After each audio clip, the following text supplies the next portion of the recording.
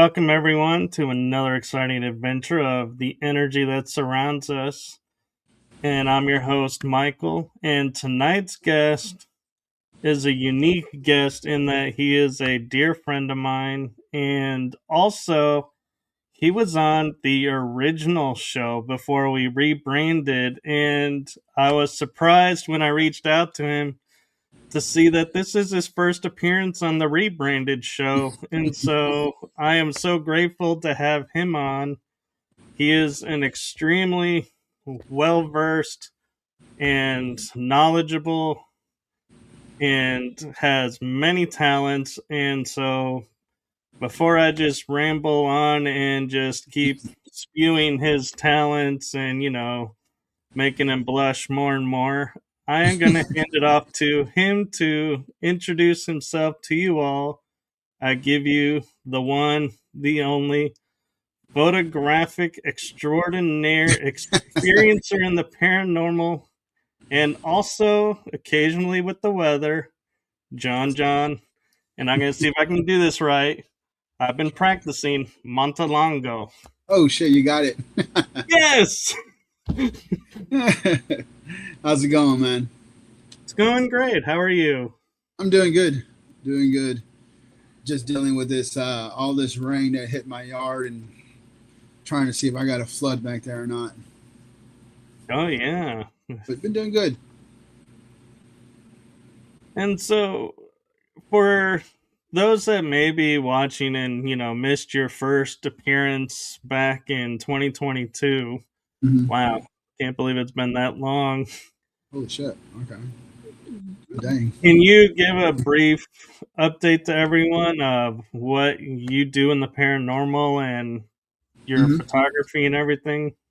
Yeah. So I guess the let's start with the photography side. So the photography side of things that started when I was in middle school. And I picked a had an interest in it, and that was kind of off going off like the National Geographic magazines, and just kind of got inspired by all that, and just looking at the black and white photos there, and back then I kind of had like a hard time kind of trying to read, I couldn't pick up words really fast enough, so like looking at pictures was more impactful for me.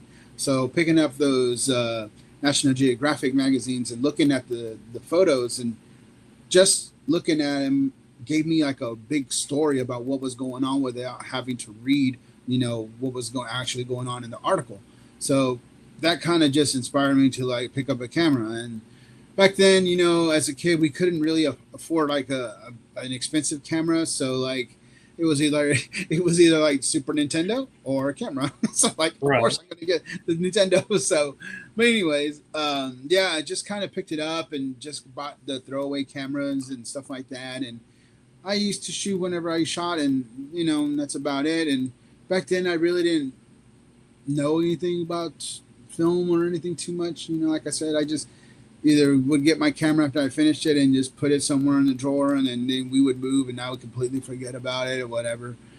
So that's how I started photography, and then when I moved here to Texas, it kind of just picked up a little bit more, and then finally one day I just bought myself an actual camera and haven't put it down since. I've been shooting now for almost 25 years, 26 years. I think I go on 27 actually.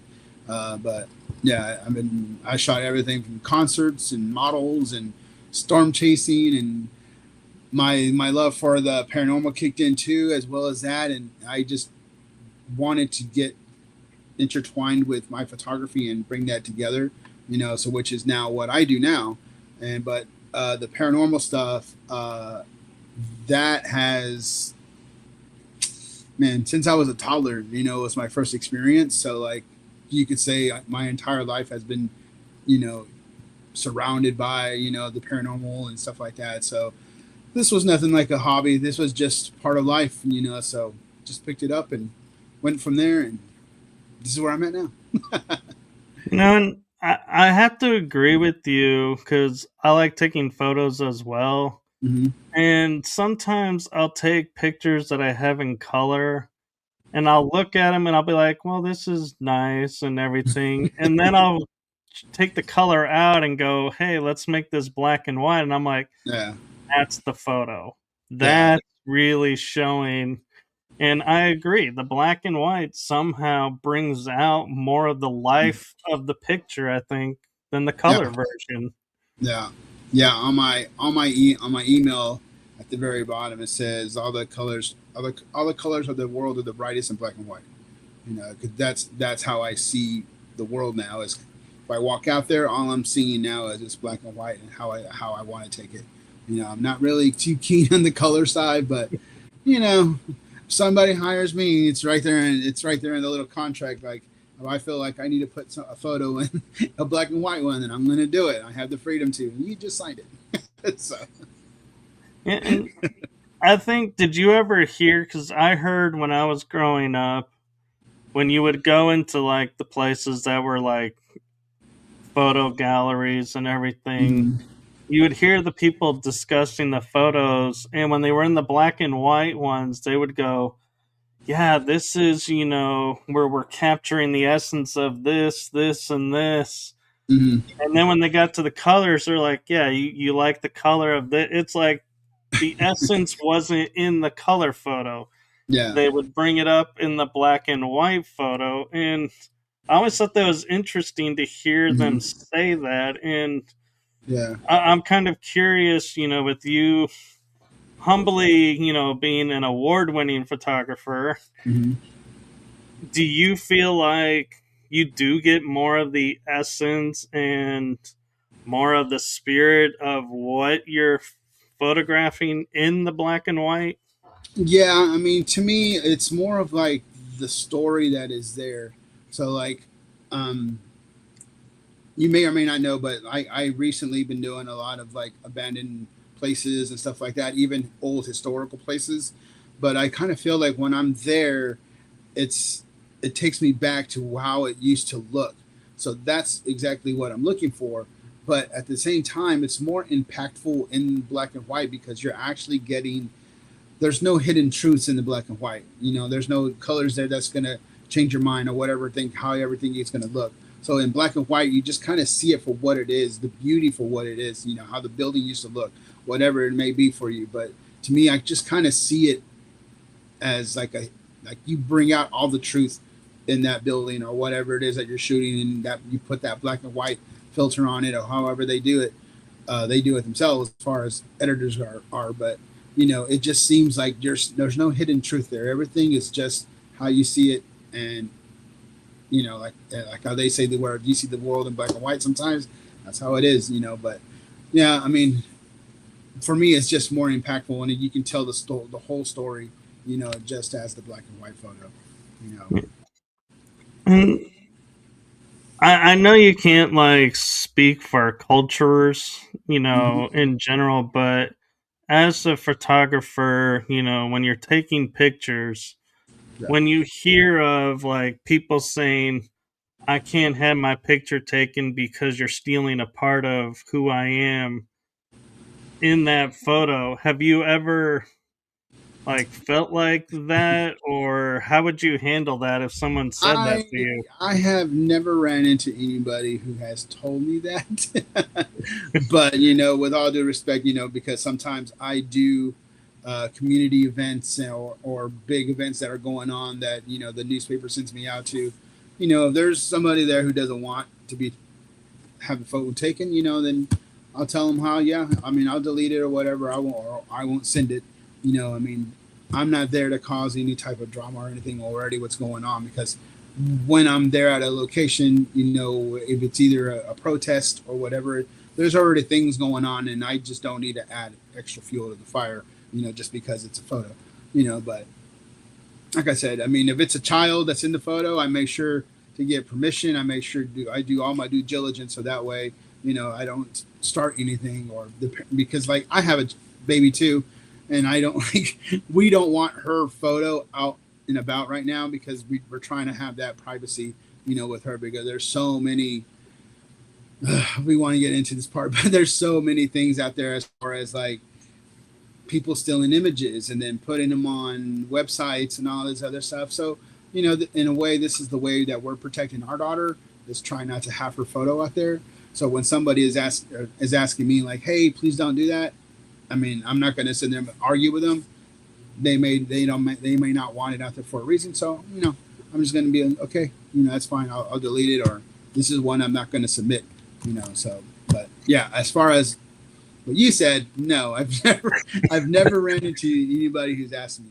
But I've heard like on other documentaries where there's people that believe that a photo of a person kind of stills like their essence a little bit.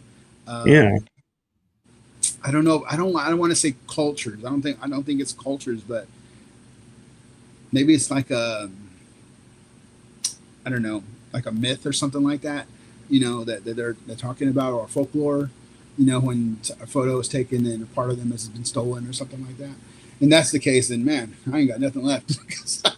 I got a whole bunch of selfies. No kidding. But I say cultures because I hear of it with like African tribes or indigenous tribes. They were, saying that when the cameras first started coming, and they're like, wait, you're stealing my part of my essence on that photo. So no, I don't want that. And so I viewed it as cultural to kind of say, this group of people instead of saying individual, because I figured with your work, you kind of may have crossed paths with them. And so I was trying to speak to that instead of case Nah, by case, because that would take forever to talk about. nah, yeah. I've never encountered anybody like that so far. But I mean, like I said, I mean, photos can be used for anything. I mean, I've seen a big part of what witchcraft can do when just with somebody's photo. So there's reasons out there. I believe there is, but my job is a photographer, so I'm out there to shoot. So Yeah. sorry.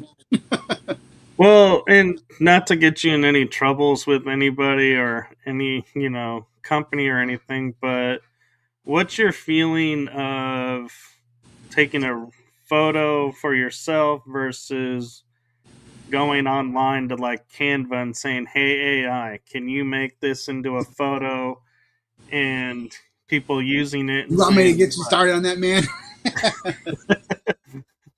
Well, it's really so it's not just because I'm a photographer. It's also because of my business, artist showcase. So I deal with a lot of artists already, visual artists or whatever it may be. I host gallery shows and all this other stuff for them.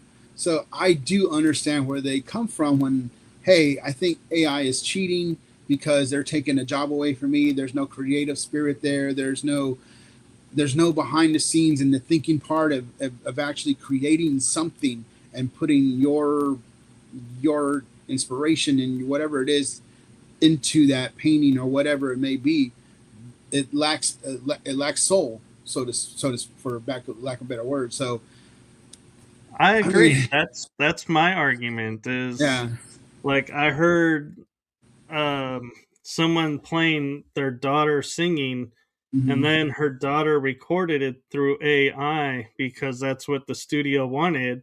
Yeah. And a lot of people at the table were like, I couldn't tell you what the difference is. And I said, that one is your daughter. And he goes, yeah, how did you know? I said, the other one, it didn't have emotion behind it. I couldn't feel anything from the Yeah. lyrics. Yeah. And Yeah. so, There's. yeah. Go ahead. Go ahead. Go ahead. Oh, I was going to say, I'm wondering in your perspective in the art world, if you come across the same thing, there's nothing behind the AI image where when you see something that someone brings in, you're like, I can feel Yeah. everything that you were putting into that painting or that picture. Hmm. But Yeah. AI, there's nothing there. So there's nothing to feel.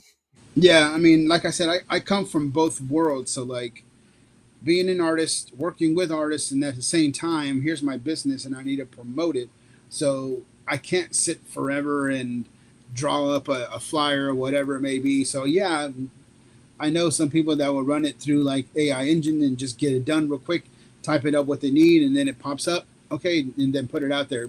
they don't got to spend 4 or 5 hours just trying to design a flyer, which in some cases, I mean, it does look better, when you're designing it because you're putting it there and you're doing it yourself. But Yeah. for some people who are just like the type of people who are just, I need to go, I need to go, I need to go, fast pace, and get this flyer out. I need to do it now. I can see where the AI comes in. But if you're trying to design art and then you're not really putting a pencil in or anything or a paintbrush to it, yeah, I can kind of see where it kills, the vibe of it. Which a lot of galleries now are not accepting any AI artwork at all. So they refuse to show them in their galleries or any pop-up shows or anything like that. So there's people out there taking a stand. I, for one, do not allow AI in my shows. So I mean, if you are an AI artist, then too bad you can't show at my shows. But but Well, there are some out there that will allow AI art. So yeah.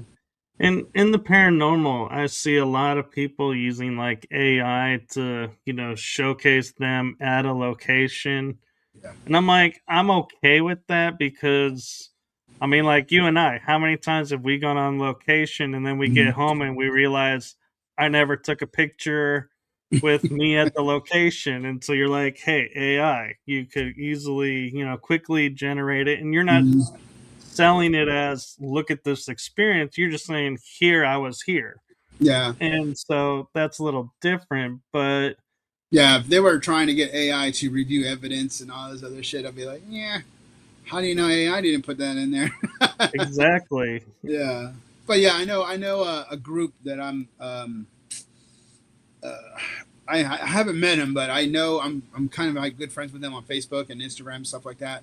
His name's Daniel Dunn, and he's with Paraholics. But his like cover art, I'm if you're not, I mean, if he's not using AI, then I apologize, Daniel. But it looks like it's AI, but the way he does it is like a comic book strip, like how the one I sent to you. I was kind of Right. like, his stuff is actually pretty good, but it's just the cover art. He doesn't use AI for review or anything like that.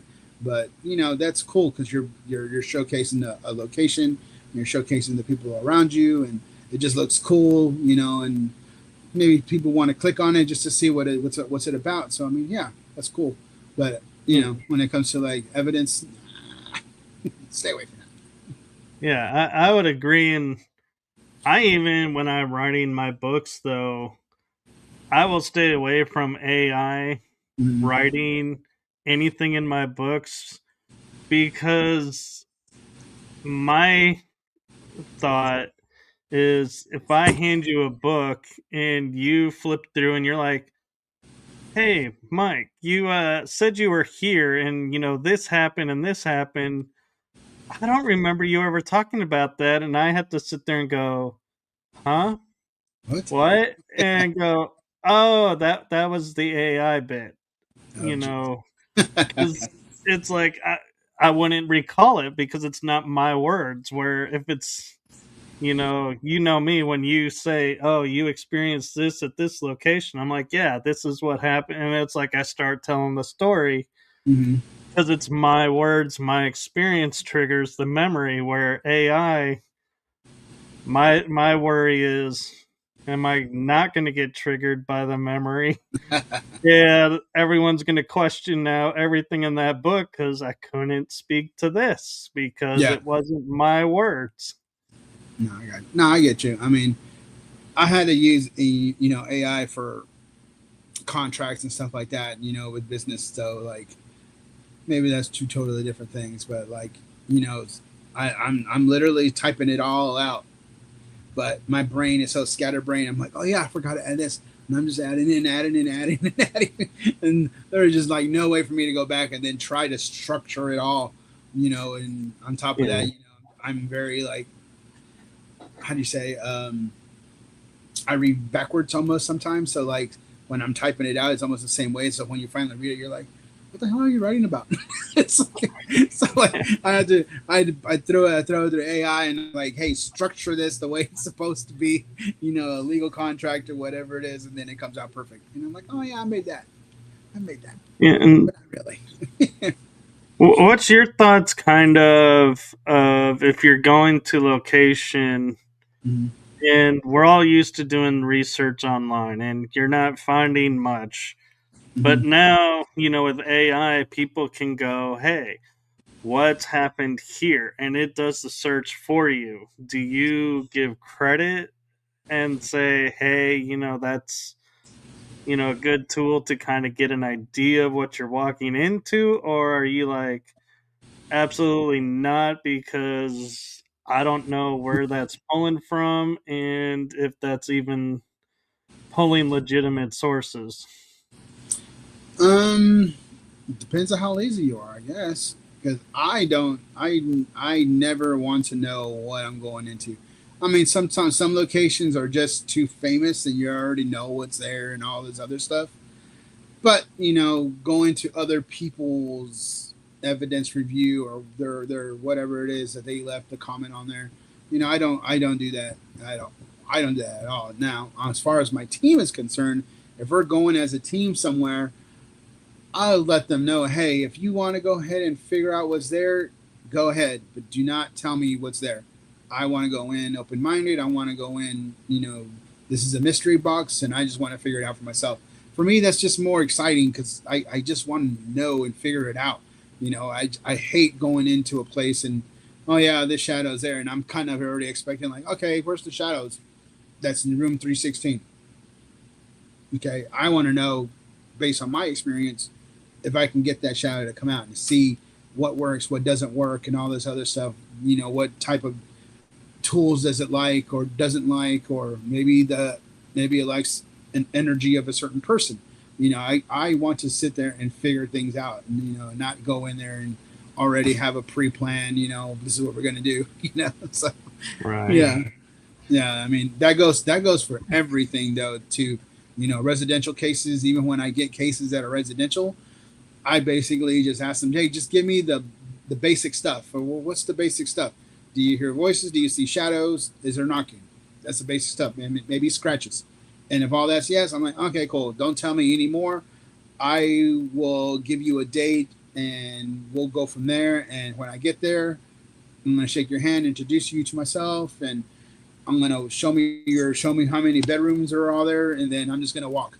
And then when I come back, I'll tell you what's going on and what I picked up. And I always tell them, if I pick up something and you think it's bullshit, just tell me it's bullshit. Just tell me, just sit there. No, that's not happening. Or yeah, that is happening. And I can tell you right now, like probably 95%, I have hit like 95% of like what's happening in there.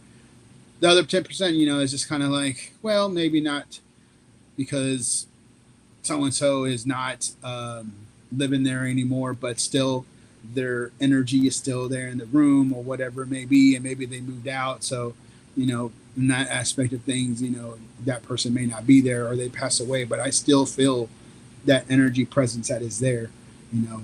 But yeah, Yeah. you know. So we actually have a suggestion from Bethany Deanna. She's saying y'all should check out Base Camp Lindsay in Wichita Falls for an investigation. It's an old abandoned nursing home with a dark history. Bethany, I am actually going with Texas Boo Crew in August. So I have my ticket to go there, and I love dark history. you should go, John John. There might still be tickets available. And August is my busy month, man. Yeah, I think it's on a Friday too. Even Mm. oh yeah, it's on the 14th. Yeah, I got a wedding. And then how are you gonna make it to my birthday party if that's on the 14th? Your party's on the 15th. Yeah, how are you gonna make that? That's a long drive for you. Wichita Falls. Yeah. That's like Far. 3 hours north of my house. Oh, okay. I thought you were like a little bit further south. I thought you were No, kind of like no, being way. I'm Okay. like an hour and a half from Oklahoma. Oh So shit. Okay. I thought you were I'm further. 3 hours from your place. Okay. Oh wow. Okay. Not too bad Yeah, then. I'm like east of Justin. Let me put it that way. So you're 3 hours from there, and I'm in 3 hours from me. So it would be 6 hours for me to drive. 6 hours, seven, something like that. Yeah, Yeah, that's a good planning. I had to plan that. yeah. Oh, Bethany is saying I seen that. I'm one of the volunteers there. Oh yeah, I remember meeting you with Bailey and Chris. I remember you, Bethany. Yeah, Bethany, let me know how much it costs and all the fine details on that thing, so that way I can maybe try to plan something. Yeah, and one thing too that's you know as we're talking about like these locations and everything is I know you having the photographic eye and everything. I know you really love when this question comes up, and I'm just gonna get it out of the way now. Is the photographing of orbs? Yeah. So I am not a believer in the orbs, especially if you're using a flash outside. I'm kind of like that's probably 99.9% a bug or something, So yeah. Now, there are some where I have seen firsthand, either on the cases that I've been involved with, or somebody has sent me stuff that has been like very questionable, and I'm like, I don't know what that is. And I mean, I always look for the flashing ones that are just pulsating, and then all of a sudden they stop, and they're just still gliding, and then they're pulsating more, and they're in a place where it has no business being. But my job as a paranormal researcher is trying to debunk what's going on in the first place. I don't care about all the evidence I'm going to gather. My job is to figure out, and mainly it's because residential cases. I'm there to figure out what's going on. And first thing is to debunk. So I'm going to try to look for vents. I'm going to try to look for possible stuff. So that way I can just make sure that okay, everything that I have subtracted in, and I can't still figure out what that orb is doing there. Okay, maybe I might have a good case for something. What's going on, but if you're going to show me something that's outside in the field and it's flash and you're outside in the dark, and right away I'm going to be like, no, that's a bug, man. That is a bug. I mean, Yeah, and people can tell me all the shit they want, but in my 20 something years of straight up photography, learning flash, learning natural lighting, learning how the light bounces. I mean, learning all of this stuff, and then bringing it into paranormal in that aspect kind of makes me more of a little bit of a, I don't know what you want to say. The word that nobody likes to use is the expert, because there's no experts in paranormal. But that's where I always beg to differ, because well, but let's you'd just be the say, expert in photography, yeah, and I'm still bringing my expertise into the field. So why am right? I not a expert in that? It's almost like there's somebody who's worked with electricity all their entire lives, and then they bring that aspect into the paranormal to really debunk a whole lot of stuff that's going on in the house, including the electricity. Why wouldn't that person be an expert in that? That doesn't make any sense. So Yeah, I think because too many people get hung up on paranormal yeah, as yeah, unexplained, and yep, so if yeah. it's unexplained, how can you be an expert in unexplained? And so that's where you know, But there's I, always I explanations. yeah, I have been known to say there are no experts in the paranormal because I look at it as going, there are so many possibilities. Hmm. There's no one that could sit there and say this is 100% this. So Yeah, in that grounds, I say there's no experts. But if but someone was to on say to what me, on "Hey, what look at this aspect? photo. Yeah, What do you think here?" I'll go, "Let me go to my friend. He's an expert in photography. yeah. He would be able to answer this." And so You know I how know many there's people hate me. You know how expertise many coming people hate me. in, but I mean, I was just using that as an example, but I just mean I know there are people that are experts in electricity, people that are experts in, different fields Yeah, and that are then they bring sharing that. it in the paranormal. Hmm. And so, yes, it does help debunk, but I mean, if you're trying to yeah, bring an aspect or figure out an aspect of the supernatural, you know, it really depends on what area are you talking about. If you're just talking about when somebody's dead, the afterlife, yeah, there's no experts on that because nobody's coming back from the dead and being like, oh yeah, this is what happened, so let me write a book. Of yeah, course not. Of course not. But if somebody is dedicated their lives, to one aspect, like the photography aspect, if they worked in natural lighting, if they worked in studio lighting, if they know just how in general that particular area works, and they bring it into the field, that does make them an expert in that area. It doesn't make them an expert in electricity because he doesn't have a background in electricity, unless that person does, used to do electrical work, and then for a hobby he did, photography for 30 something years, and he did electrical work for 50 something years. Of course I yeah, would listen to that person because I don't know shit about electricity. I'm always the right, one that's on YouTube trying not to get electrocuted. So, like, so yeah, like I would trust that person more than anything else.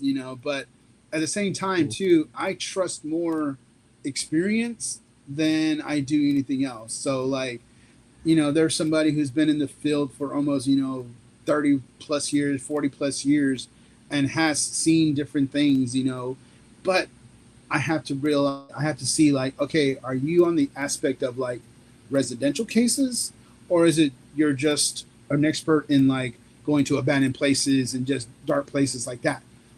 It's two totally different things, because one thing does, there's a lot of religious aspects to one thing, and there's not a lot of the other one, in the other one, yeah. so it which one are you on, so. Well, and I also look at it when I look at expertise through experience is, and I include you kind of in this category, is experts that I trust and would say, yes, I would use the word expert, Hmm. meaning like you, is because I know you've been in the field longer than I have, Hmm. but you're also open to new ideas. But when you get people that are like, oh, I've been in this for 30 years, and they go, this is what it is, this is how it's going to be done. They don't Hmm. want to hear from anybody else that's, Yeah. new to the field. I'm like, you're not really an expert. You lost the expert category because to me, Yeah. experts are always learning, they're always expanding. And so when Yeah. you stop that, Hmm. you kind of give up that title, in my opinion. And Yeah. I'm like, yeah, you're not a source I'm going to go to because, Yeah, it's almost like the AI thing. It's like if you don't use it, you're gonna miss out on how technology is moving from you. And with technology moving up, of course, our paranormal equipment is also going to upgrade. So you're gonna have to move with the times and go from there and really see, okay, what what stuff do I like? Do I like to use this new equipment? Do I like to use the old equipment? Do I have better outcomes? For me personally, I like to stay old school. Is because there's a lot less technology that surrounds what we're trying to do.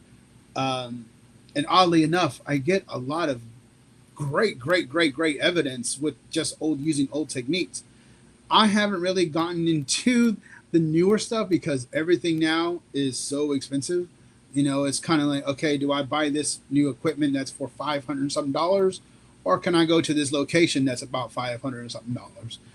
So I'm like, exactly. which one do I want to use? I'd rather go to that one, because like for me, going to a new location, I like to get there early. I like to get photographs of the building inside and outside, everything that it has to be there, as far as like what the location is involved in.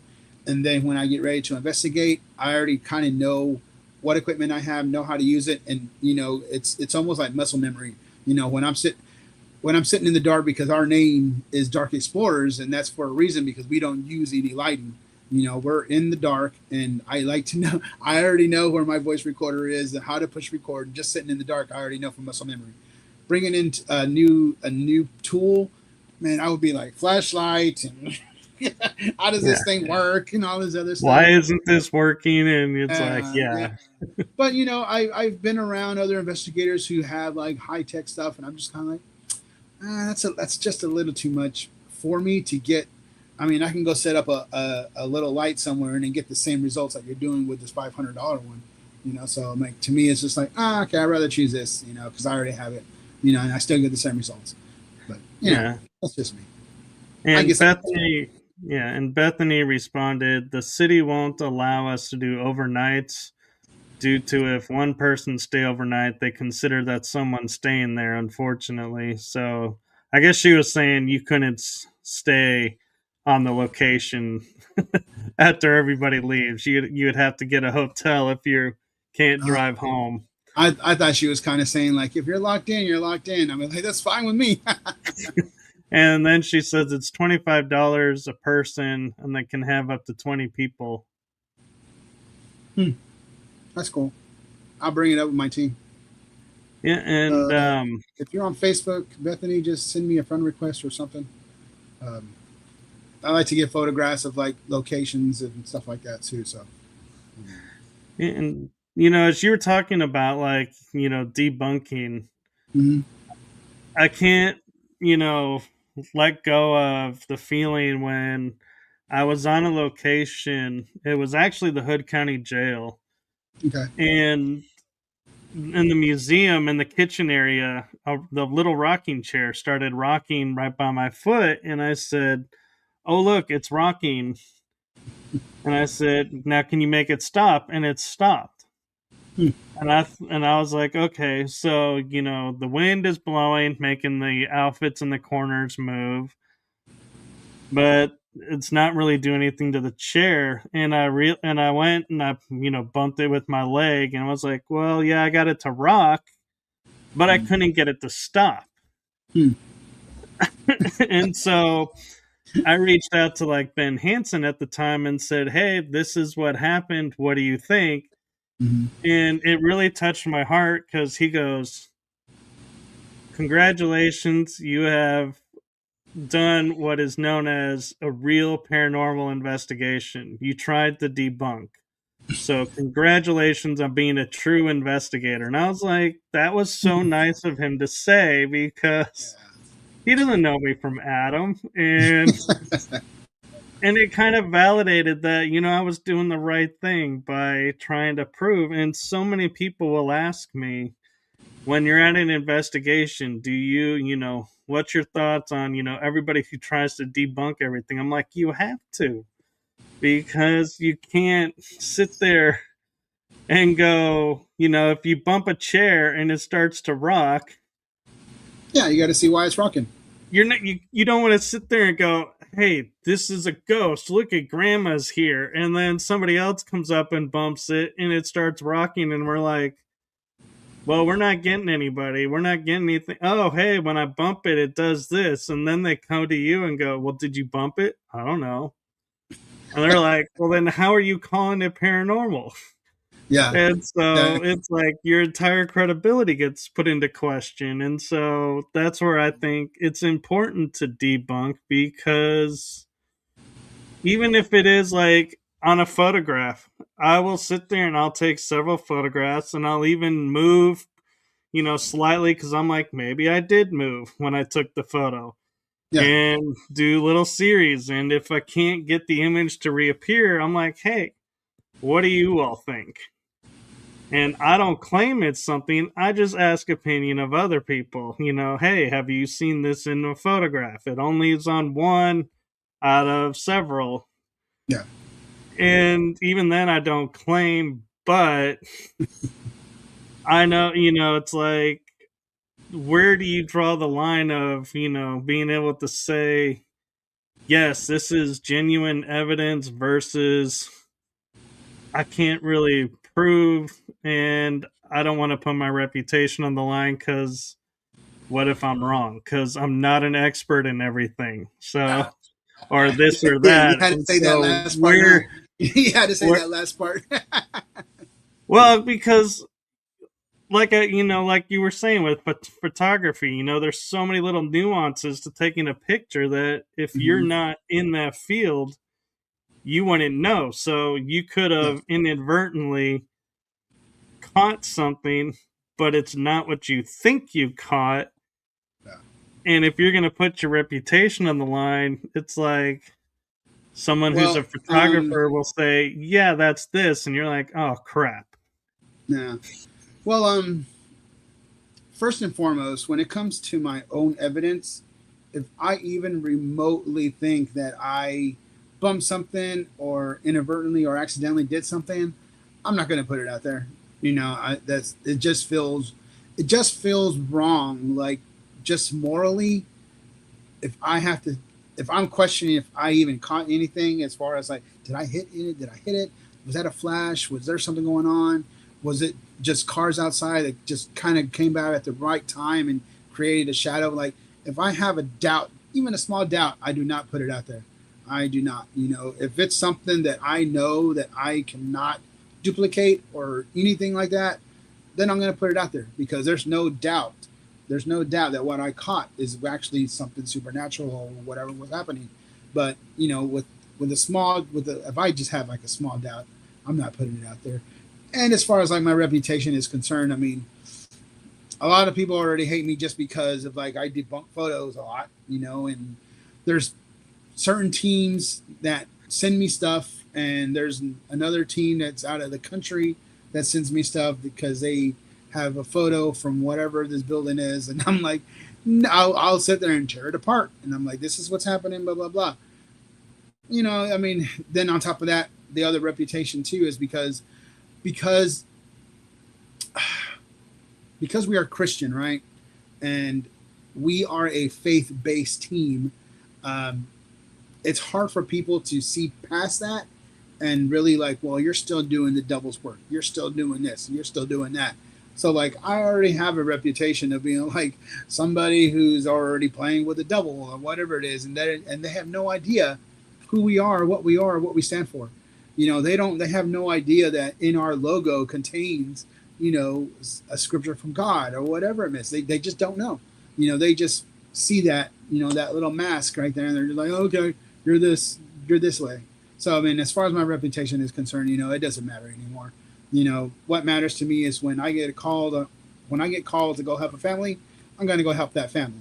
Regardless of somebody thinks that I shouldn't be in Houston because that's their area. Who cares? I'm not there for you. I'm there for them. So that's where it goes. That's where Yeah, it exactly. And goes. I have to say one thing, about, knowing you, John, is I have to respect that, you have your team. And I know I've talked about like, hey, can I join you on this or this? And you're like, hey, if it's a normal investigation, yeah. If we're dealing with this, no. And this is why. And I have to respect you for that because so many people would just say no flat out, or well, I don't know, and just not give you a reason. And so Yeah, you're like sitting there going, am I not good enough? Am I not experienced enough? Why? But yeah, you go the extra mile to say, hey, because we're dealing with this, I don't know how you are in this situation, yeah, so it's not a right time for you to be there. And I'm like, I respect that because it's like I have, I can't argue that because it's like, yeah, you don't know what experience I have. I don't know what experience you have. Are we going to clash? Are we going to, work together well? yeah, And that's not a situation where you need to be sitting there going, yeah, this is not going to be conducive. So yeah. I mean, I really thank you for, doing that. not a problem because I mean, first and foremost, my first thing is making sure everybody is safe. So like, whenever my clients are there, I'm checking for their safety. I am making sure everything is right in the right conditions as far as the house is concerned, all that other stuff too. If I have team members there, I'm making sure that they're in the right situation as well. Yeah, there's a couple of them now that are on my team that I had to separate residential cases and actual commercial, just fun cases, because I like them as a friend and all that other stuff, and they're willing to come on, but I don't know them in that aspect when it comes down to like, hey, okay, this family is going through some stuff and we need to pray over them. And if you are the type of person that doesn't really wholeheartedly believe or have strong faith or even questions it or anything like that, I can't have you with me, because I need somebody who's going to be there and watch my back, you know. And that's the first thing that with team members that I need to have. You know, I mean, if I would have put everybody in the room, I probably would have like 25, 30 team members on my team, you know. But because of the cases that we take on and because of how realistic they can be, a lot of team members dropped out because things got too real in their lives and were affected in their lives. You know, so like my first and foremost thing is like to make sure that you guys are okay. If I know the stuff that I have been involved in, and even before I started Darkest Borders, before I started with Mary's team, there's been some stuff that I have been involved in that were just like crazy, just crazy involvement on what's going on. You know, so I have to make sure that whoever's behind me is going to be there for me, and for the person that's behind them is, you know, going to watch them as well. You know, so I mean, I don't want to sound like an asshole when I'm like, hey, you know, you can't come. But it's because there's good reasons for it. You know, there's a lot of good reasons for it. I agree. And this, you know, and a lot of times people don't look at the safety factor because they're like, oh yeah, you know, we're a team, you know, this is what we do, so we're gonna go and do it. And they don't really, you know what they're going into, and it's not what they're used to when things go awry. Like people start Yeah, goofing off and doing stuff they shouldn't be doing, or people are going off and I know. like I know. We disappearing talked. and then Oh, coming back. believe me, I've had some people who brought me on to their cases, and when stuff, I said stuff, but I was really gonna say shit at the same time, so it came to stuff. But when shit's about to go down, they literally disappeared, and you know, I was left there with the family, praying over them and all that other stuff, taking care of all that, while they disappeared because they didn't know how to handle this. You know, if you don't know how to handle it, maybe you shouldn't be taking on these types of cases. You know, leave that to people who actually are wholeheartedly wanting to help these people and don't really care. They're trying to gather evidence. They just want to help, you know. And we kind of started talking about this, and I wasn't going to bring it up, but seeing how we've already kind of leaned into it a little bit, you know. But I have seen a lot of paranormal teams who are just not doing any more residentials, you know, private home cases and stuff like that, for whatever reason it may be, because it's a liability, or maybe what's going on is just too much for them, and they don't know how to handle it, you know. So maybe if there's somebody out there who's like listening to this and who's having trouble and can't find a team to help, maybe they should look us up. You know, I don't know. Like I said, how many teams out there are left who are doing residential cases, because, you know, the complexity of what's going on in that home. You know, there's either mental illness, drug abuse, or whatever it is that's going on in that home. More often than not, you know, somebody needs to go in there and just have a conversation with them to really find out what's going on. You know, and I just don't know a lot of teams that would just willing to go and sit and have a conversation with that family or that person, and just try to figure out where it started from and how to really get rid of this thing, or whatever is attacking them, or whatever it may be, or finding the trauma that's leading up to this. You know, I just don't know if there's any more teams that are just willing to sit and have a conversation without trying to gather evidence.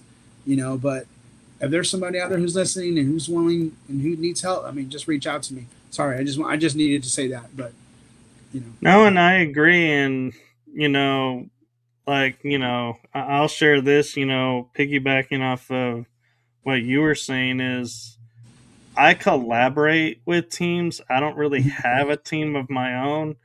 yeah, And so I was talking with John about scenarios, and I have the mindset of knowing, look, I am by myself. I can easily get over my head doing certain type of cases. mm, So I reach out to him, and meaning John, and ask him questions and talk to him about it.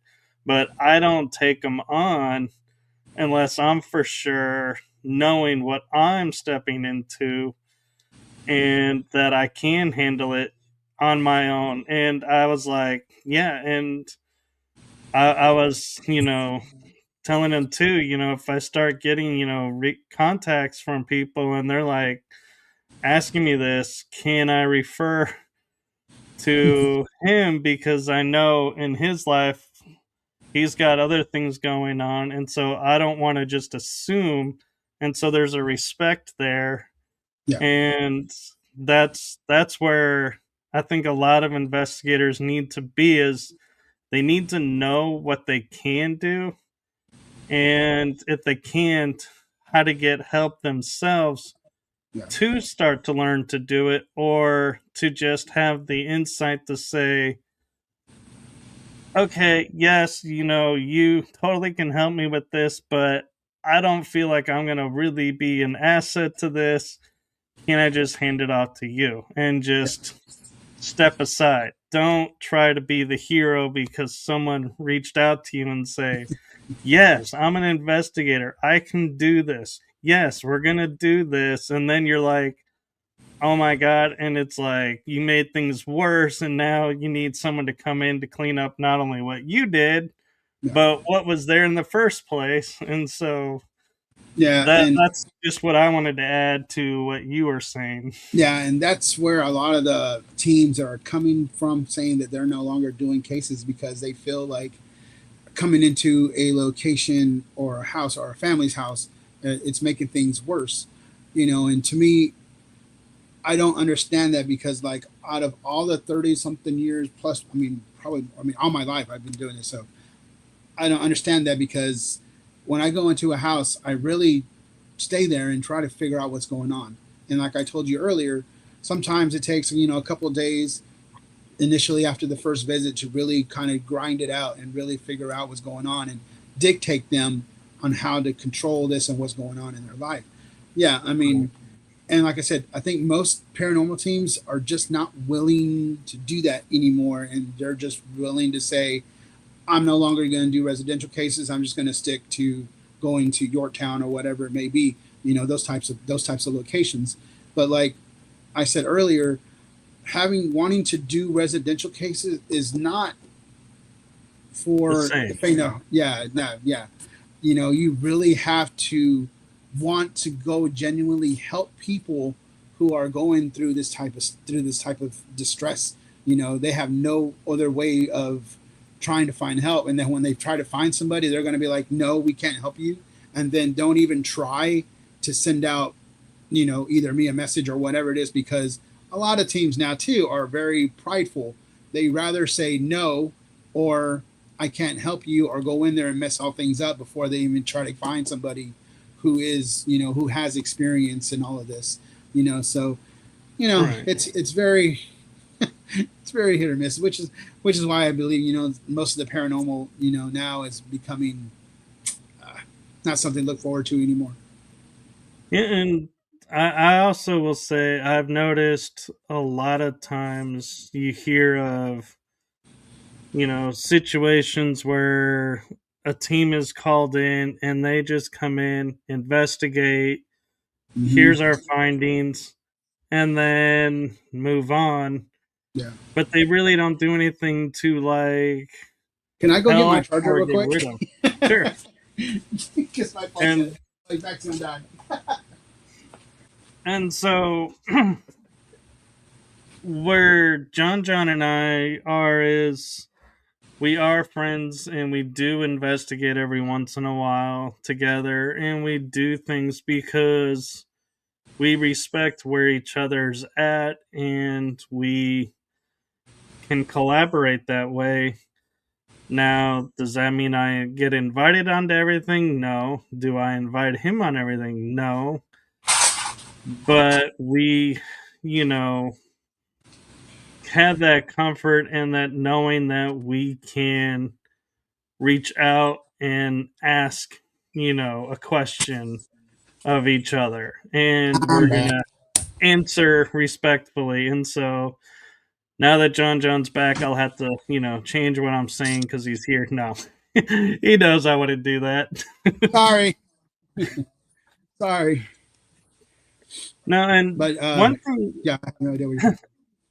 Oh, I was just saying how you and I collaborate, and it's because we have mutual respect of where we're at. And do we call each other on cases? No, but if we have questions, we ask each other, and we know we're going to get an honest answer. It may not be what we want to hear, but we know it's honest, and Yeah, that's the respect.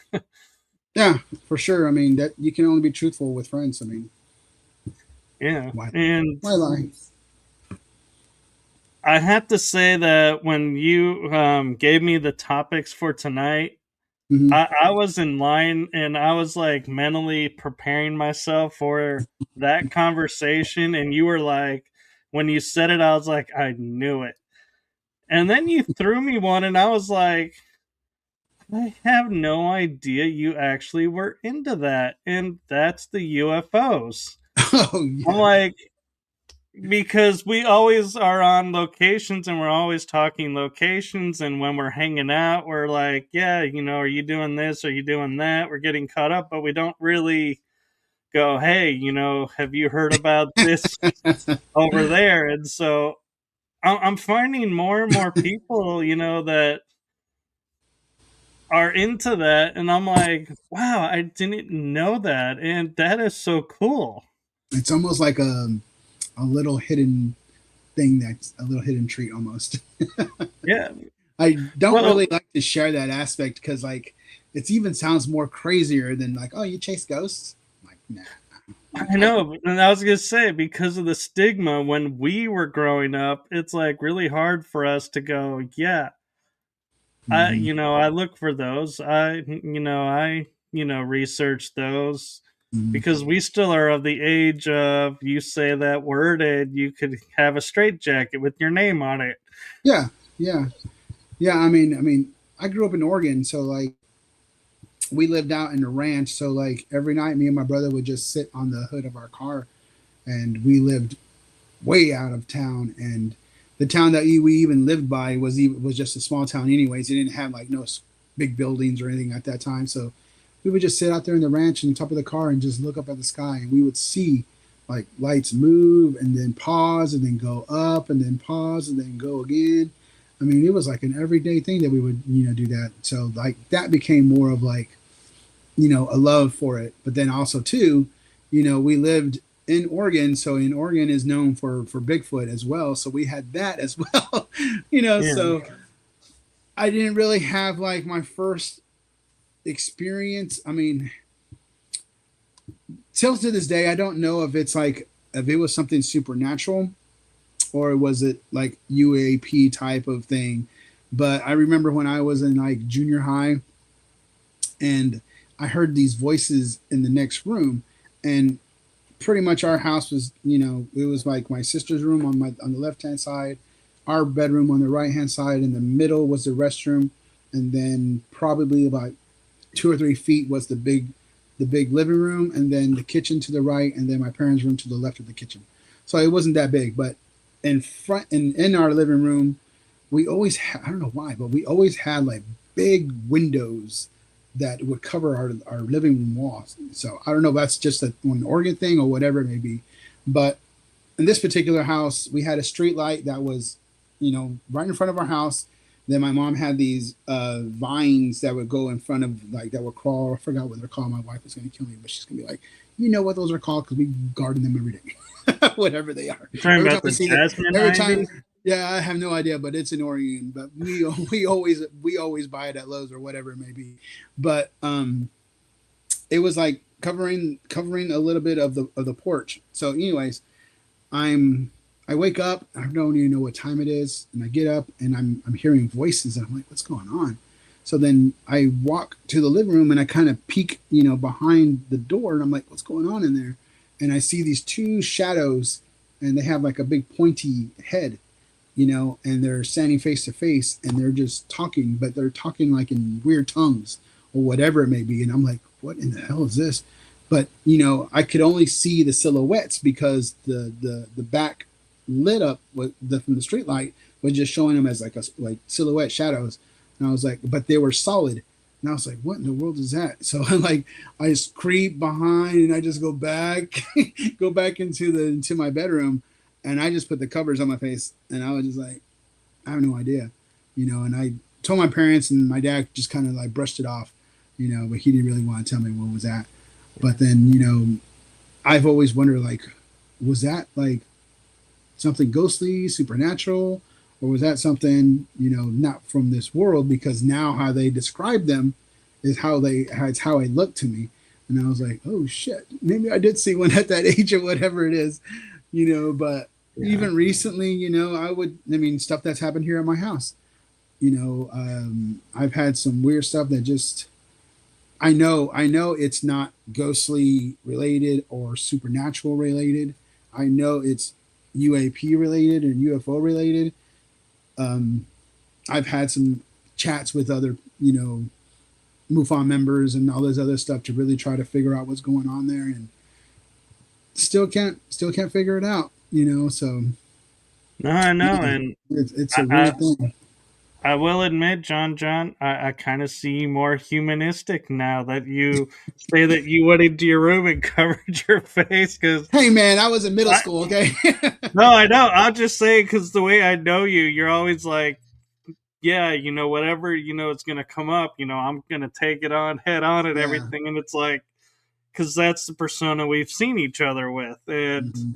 I'm the same way. But it's kind of humbling and kind of funny when we hear, "Oh yeah, I would hide from this," and it's like, wow, we're like kind of leveling out more and like getting Uh, more. no, you're talking to a guy who went to a small little river and stood in the water and was just calling for the Yarona to see if he'll grab my legs in the Yeah, water.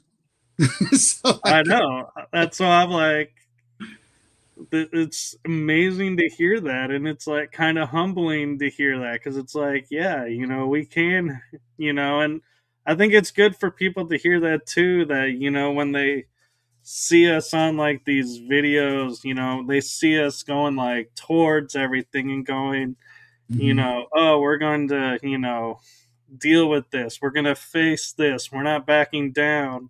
yeah, And they sit there and go, okay, well, that's how, this person's always been that way. I'm not that way. I can't. And so when they see us being like, yeah, I would hide at this point, it's kind of like, oh, they are like me. Oh, mate, yeah, and so the future generation, is like, oh, I don't have to be unafraid of everything. I can't, I can yeah, grow into that. And it's like, yeah, that's what we did. It's yeah. just, I was human at middle school, but yeah, I've had a lot of incidents that's happened like that. I even had a residential case up in Lubbock area, and we thought it was a ghost case that that was just supposed to be plain and simple and kind of easy, and we went out there and it turned out to be half UFO and half ghost case too. And that one was a crazy one too, because like Mary, I was with Mary. I don't know if you know Mary, from Blue Bonnet Paranormal. yeah. So yeah, so I was with her on this case, and we drove all the way out there, and she took care of the inside, and I just had this feeling to go outside, and the guy was telling me like, yeah, I see little lights out in the field over there, but you got to jump this barbed wire fence and you got to take off over there. So I was like, bet I'll go over there. So it was like around 11 o'clock at night, and I just had my little flashlight with me, and I just jumped that fence and walked in there, and when I got closer, it was like a little dip, kind of like this, and I walked into it, and I just kind of felt this weird energy, like the energy that surrounds us, and it was literally just kind of just going around and going around. And I was like, man, what is this? It just felt weird. It didn't, because I have abilities as well, so like this didn't feel like anything that I felt before, meaning like on a paranormal case or a ghost case or anything like that. It didn't feel that way. It just, the energy signature on it was just totally different. So I was just like, man, what is this? And just standing there, just trying to figure it out. And I was like, you know what? I'm just gonna do a small prayer and see what happens. So, break out the little holy water, and I just put a cross on my head, and I just stood there in the middle of the field in that little dip, and I just started saying the prayer. And like the moment that I started saying the prayer, you could feel the wind just keep on going faster and faster and faster. The crazy part was that the guy that can't even talk. The dog that was with me was from the case that we were on, so it followed me into the field. So it was right next to me. And the moment that wind started going and going and going, that dog started whimpering, and then it started growling, and the next thing you know, it took off running. And I was like, okay, well, I guess this is my cue. So I just was like, okay, I'm gonna finish up, and I just stopped praying, and I was like, okay, well, that's kind of weird. And I went back up to the house, and I went inside, and I talked to Mary, and she was like, John, something crazy just happened here. And I was like, what? She's like, about 15 minutes ago, like all the I forget what they're called, man. The K2 meters and everything were just going like Christmas trees, going off like. And I was like, how long ago? She was like, about 15 minutes ago. And I was like, oh shit, 15 minutes ago I was saying a prayer over there in that pasture area. And I told her, and I was like, hey, that's freaking crazy. So then I get back out, and I guess we are just taking a break. She stayed inside, and I went outside. And for some reason, I just like wanted to put my camera towards the sky. So I put my camera up, and then just sitting there, just drinking some water. And then with my eyes, I could see a triangle formation start to form, right above me. And you can see the one light blink, and this other one blink, and then the third one blink. And then they started blinking together. And I'm like looking at it, I was like, holy shit. I'm like, what the hell is happening? So then come out, I get Mary, and I bring her out. She's like, oh, I don't see nothing, or some shit like that. I couldn't remember what she saw. And then I got on my knees, and I decided to say another prayer to see if I can bring it out more. And it just faded away. I got up, and I had this big sticker, probably about the size of my thumb, embedded in my knee, and I'm like trying to pull it out. And once I pulled it out, the camera that was on just fell over, and I was like, that's freaking weird, because it's a brand new tripod. Didn't think anything of it. Got home or whatever, and then I started looking at to review evidence. I didn't capture anything, man. It was like dark, and you really couldn't see shit, because it was those old handhelds, those, I forgot what they called. They used to sell them on Amazon, but the little handhelds, and they can only go so far. And I didn't capture anything of it, and I was just like thinking about it. I was like, man, like what did I just witness? Was this something like a UFO, or is this family getting visited by something that's like not from this earth, or whatever it may be? But yeah, that was like literally my first time on a case that I dealt with something like that before, never before. So, and then it started happening here at my house, but it was that literally happened in one day, and it was like a weird one, and I don't know how much time you got, but it's kind of a long story, but ultimately, I don't know if the message that it sent to me was just for me, or was it just for me to start, letting people know. But it was weird. It was like time slowed down and everything. It was a whole different experience that I ever felt before. So yeah. No, that's really cool, and we can talk about it at your birthday, and oh yeah, we'll probably maybe even see one at your birthday. Probably. We all sit down in the back. It's where we sit down anyway. Oh yeah, for sure. But yeah, yeah. But I have an interesting question for you Yeah. because you being the paranormal researcher and investigator, photographer that you are, and your wife Jordan being paranormal investigator, I'm guessing retired, or is she as active as you are? But She's my active when question, she wants to be. yeah. So having a daughter now, are you, if she grows up and it's like starts having showing like abilities like you have, Trying to be an or X-Men. you know, an interest in the paranormal, at what point would you sit down with her and say, okay, let's go, on some preliminary investigations, not like um, full house, like going into, who knows what, but kind of introduce her and support her into it? Or would you be like, no, let's let you grow up normal as long as we can and let that come later? yeah, that's a good question. And I think me and Jordan have talked about this a couple more than a handful of times, and I think our answers always change. But I know for one thing, we're not going to bring her in like very young, So we want to keep a distance as far as paranormal is concerned. Now, granted, because of her both of her parents, myself and her got abilities.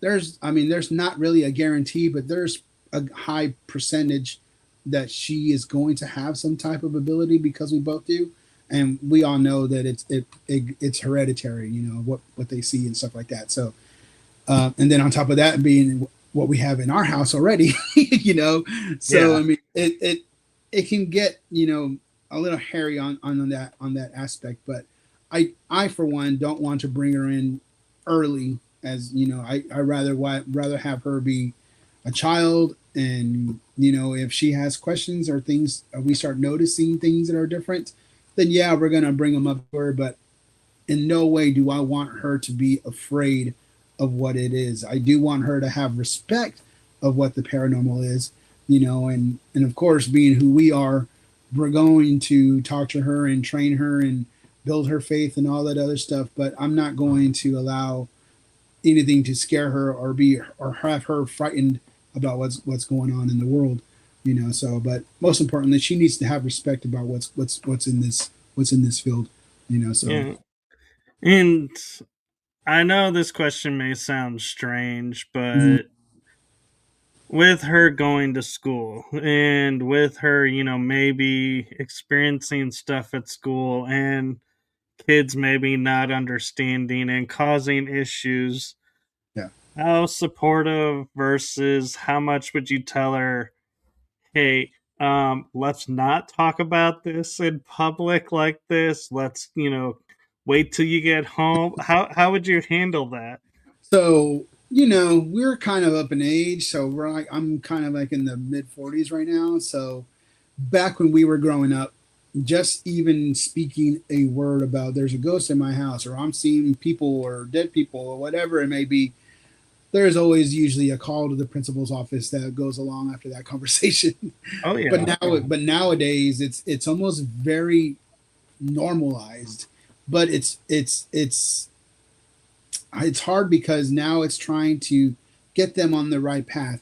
It's not like, hey, just because you're a paranormal investigator doesn't mean that you got to be a witch, doesn't mean that you got to dabble with the Ouija board. It doesn't have to be any of that. You know, we don't, and we still investigate. We still go help people. It's not trying to get her to get brainwashed about what's going on with social media and all that other stuff. It doesn't have to be that. There's Right. other aspects to it. Yeah, her great great grandma, was involved in witchcraft and all that other stuff, and then her grandpa, you know, my dad, he turned that around and wanted to help people with his prayers and his abilities and all that other stuff, and then her dad and her mom are pretty much the same. They want to help people who are going through this type of stuff. So it's all about breaking those generational chains and helping her realize, like, hey, there's good in some of this. You don't have to fall into those social media traps, so to speak. So, you know, I just want to make sure that she grows up the right way and don't fall into all that other stuff. But if she has problems at school with with that type of stuff, then hey, come to us and we'll figure it out. And here's one for the flip side. And I Thank know you for that, you. please. Hmm? Oh, what's her name? Good Oh, creation. hooking good. Tina. Thank you. I Saying said just happy say, birthday. yeah. I just tell her thank you. But anyways, go So ahead. on the flip side, because you've had a little bit of exposure with being on a TV show as a guest kind Mhm. of deal, Mhm. if when she gets into her late teens, early 20s, and she's like, Mom, Dad, I'm pursuing paranormal TV. I'm going to be going and doing this. I'm going to be going and doing that. Are Mhm. you going to be the type of parents that are like, great, more power to you, let us help you along the way, or are you going to be like, no way, are you doing TV? That is not the media you Mhm. want to be involved in. We're not, don't do it. Well, this is weird because me and Jordan had a like I think it was a couple of days ago where we're like, what are we gonna do if she wants to be like an actor or whatever it is, And well, when we get there, we'll get there. But yeah, I mean, Jordan wants her to have a good good education and all that other stuff, which is important. So I mean, yeah, she Yeah. has to do that. Regardless of where she ends up at, she still needs that education. We always try to tell her that she's going to be a doctor, a surgeon or whatever it is. Yeah. But if she falls into this field like that, I'm like, oh, okay, man, you may look over those contracts too, because I've been burned a couple of times, and I've dealt with people who are just very slick when it comes to writing out contracts and TV contracts. I'm like, let's see if we want to dabble in that. But I mean, she's one now, 1.5. So who knows how it's going to be in 20 years, how the paranormal field is going to look like. So Right. it might be non-existent. We might have all the answers, and we're just like, never mind. We don't need to do this no more. Yeah. Well, and I was kind of thinking, as you with your background, Mhm. if she's in the paranormal, you hear a lot of people are like, oh, this celebrity is getting cast in this movie because their family is in Mhm. Hollywood, so to speak. So Yeah. would you ever sit back and go, is she getting this offer because legitimately she's this, or is she getting this offer because she's my daughter and her namesake? I mean, I have a beautiful daughter, so who knows? No, But I know, but I'm just meaning, how would you keep yourself from, going in your mind and going, I know she's talented, I know she's good at what she's doing, but are these people approaching and giving this deal because of my name? Or is it legitimately because of seeing her in action? I don't think I have a name in the paranormal, at least not anymore. I mean, I think we talked about this a little bit earlier, how I kind of just literally took a step back from just promoting the team and promoting myself. Right. I mean, so I mean, me from right now versus me when I was like, I mean, 10 years ago, maybe not even that long, you know, major change because I was all about promote, and I'm going to do this and I'm going to do that. And I had a TV deal here and I had a TV deal there and all this other stuff. Now I'm just kind of like, I mean, there's even a couple of thoughts of like even me stepping back, from the paranormal. But then I'm like, I still love the adrenaline rush of it, Yeah. So I mean, if she is gonna get a deal out of that, then hopefully it's because of what she can do, as opposed to who she knows. That will tell you right away if this is going to be something legit or not. But I'd rather have her be a surgeon or something, or some type of doctor, than jump in the paranormal field. So You know, you never know. She could become one of those psychic surgeons. oh my gosh, I feel like I need to insert the Combine cut both here. words. Combine both worlds. Yeah, let's not do that. She don't need to be seeing ghosts while she's in open heart surgery. Uh, I mean, Or perform. be like, yes, by pulling out this, we have now removed what's alien, and this person will be much better now. Nah, we don't need that. We don't need that. No, but no, I mean, I've Yeah. been we're very cautious about everything with her and those other stuff. So I mean, even with my kids, my older kids, they sense and see stuff too, but it's really hard for them to grasp what's going on in their life because they just don't really know how to. They don't really know how to bring up the conversation and then try to have an actual real conversation about it. And even though I've told them, because you are my kids, stuff is going to happen because of not only what I do, but because you're my child, so stuff is always going to try to intervene, somehow, but Yeah. sometimes they want to listen, sometimes they don't. That's what you get with 20-year olds. So like Right. they just rather not listen and go figure out for themselves. But yeah, we're gonna try our best with Penelope and see what happens, see where she goes Yeah, from there. and it feels so weird, like thinking about this because it's like I'm not, related to Penelope, but I'm sitting here and I'm thinking, God, where am I gonna be when she's doing this? And Dude, would I be able to contribute and help her, or would I be like, nope, I'm staying out of the side, yeah, staying in my lane, And it's like it's so weird to be thinking about that because it's yeah, like you're saying, we don't even know if what we're doing is going to be around, and so it's really yeah. hard to really plan and think about how is this We, going to unfold because yeah, there's no guarantee, and we put all this energy into yes, and then like you're saying, something happens and the answers are unveiled, and it's like, mhm. oh, well then I guess we're retired. I guess Yeah, that's pretty the end much. of an era. Yeah, I mean, who knows what technology is going to look like, in 20 years from now. So Yeah. they just put like, oh yeah, just insert that chip right there, and you'll be able to see everything in the world. And be like, what, really? Okay. How many people would do Yeah. that? Probably a whole lot. I'll be Not like, me, eh. because I would be concerned. What is generating what it's showing? Is it legitimately what's out there, or is it a program Yeah, that's for real. making stuff appear? And you're like, oh, It's like that weird thing where I forgot what it is. It's like they take them a type of shroom, and then if you put on, ayahuasca. yeah, then you see that little matrix code Yeah. in the lasers. It's like, really? I kind of want to try that. I just want to see it for myself. I mean, honestly, I would. I would try Well, to and I always wanted to think what try it is. the helmet with the goggles that was supposed to make you see spirits that are around. It was like supposed to alter the mind so that you could see. And I with saw a the TV show. with the red light. Yeah. Yeah. And this guy on the TV show was doing it, and then when he took it off, he's like, "Oh my god, I had this massive headache," and I was like, Mhm.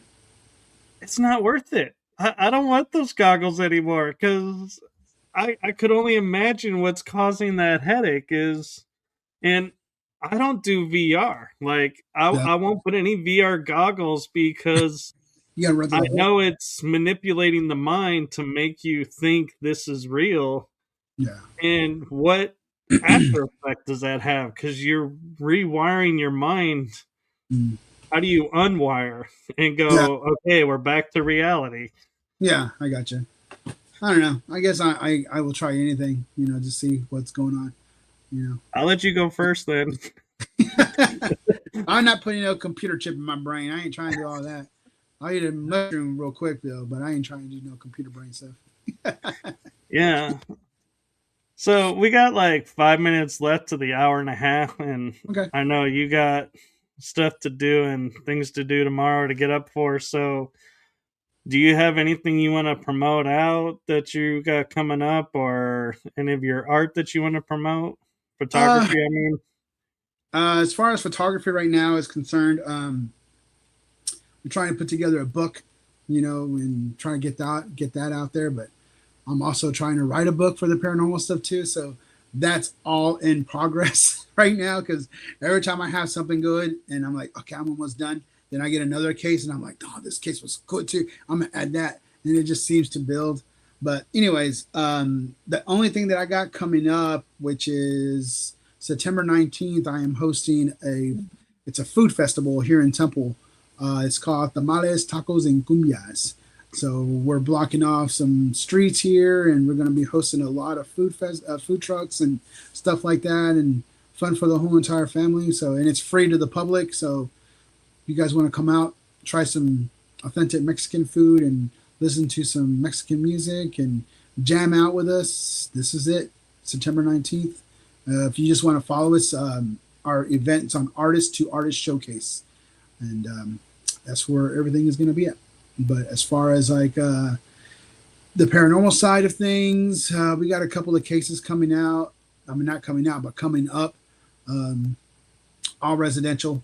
I'm still trying to figure out our ghost tours simply because a lot of our locations here in Temple have been like bought up and tore down, and apartments been put on top of them. So it's our places, our locations are just dwindling as we speak. So it's harder and harder and harder for us to find anything nowadays. But yeah, other than that, I mean, I'm good. I'm good. Thank you for having me on. Yeah, and so my last question for you, ultimately, the last question: Yeah. what is your wish and vision for the paranormal field going into the future? Oh my God. Because it is As a ever person, as changing, and so yeah, yeah. as a person who is kind of, I mean, I hate to announce it on here, but as a person who is kind of like 50% in and 50% out right now, I'm the only thing that I would want to change is the overexposure of people, so like clients. So you see a lot of people who are just going into locations and just, I'm gonna do a live and all this other stuff, and just worry about the camera instead of what's going on in the house, and try to help these people. That is one thing that I wish that could change, because that's all I ever see is just people is just, I'm here at this family's house, and they give them the whole information about the whole entire family is, and all this other stuff, and they're just worried about where the camera is aiming instead of actually worrying about what's going on in Joe and Susan's house, whatever the hell. So if there anything, I would change that. Hopefully it would change. But Yeah. it's Personally, I would be like, stop putting people's public, yeah, info out publicly. no, That should remain private. yeah. It's a shock how creators now just don't care about the privacy of just the clientels or the locations or anything like that now. So you know that's one thing that I do pride myself on. Like whenever we do get a case, I don't post it. I don't post where their location is. I don't post what their names are, or anything like that. If anything, I'm gonna be like, yeah, I'm in Temple, Texas, and I'm helping a family out, and kind of like a brief description. But that's about it. That's all they're gonna get. I'm not gonna expose anybody. So you know, that's one thing I would change, is that aspect of things. Yeah. For me, I would say the community uniting, and uniting in a way like, I look at Justin, Kellen, you, and I. Yeah. All four of us have very different backgrounds, but yet we can get together, talk, Hmm. discuss things, and don't always agree on the outcome or the verdicts, but we're civil, supportive, and I feel like none of us will sit there and go, well, I have more expertise, so Yeah. obviously I know more and I'm better in this. Where in the community that comes up so much is people get dismissed or don't get a voice Yeah. because they're considered too new. Yeah. So that's where I say more unity and community is like what the four of us do when we're hanging out, is just talking, supporting each other, being there for each other. And that's what I would like to see, more of in the community, and less of this, me, and I need to get known. I want the TV show, so I got to do this and this. And it's like, forget everybody that's helped me along the way. Yeah, Like, yeah. exactly. Well, thank you so much for coming on, and tell Penelope and Jordan I said hello, and I Oh look well. forward to seeing them next month. And as always, I say this so often to you, but I do mean it. Thank you for including me in like your birthday bashes and your events and everything. And it is so appreciated, because there are times where I feel like I just am here, isolated out, and then it's like you'll message me and say, "Hey, are you coming to this?" And I'm like, "Oh, I'm not on the outs. Birthday Cool." bash. Yeah, Yeah. so No, man, I thank you for appreciate your that. friendship. And I do have one last message for you, and you can share this with Jordan. Okay. And that is from my heart and the heart of my shows to you. Thank you for what you're doing for humanity and the paranormal community. And thank you for being you and authentically you, and standing up for, everyone in the paranormal, and standing up for what's right, and not just standing up for getting ratings. And so thank you for being authentically you. Well, I appreciate it, man. Thank you, and you're welcome. And with that, we are going to say goodnight, everyone. Thank you to everyone in the chat room. And do keep an eye out, and, subscribe, like, follow John John and his photography pages. All his links are in the description. And follow my show, because you never know when John John will be making another appearance. And with that, I'm going to say goodnight, everyone. Good night.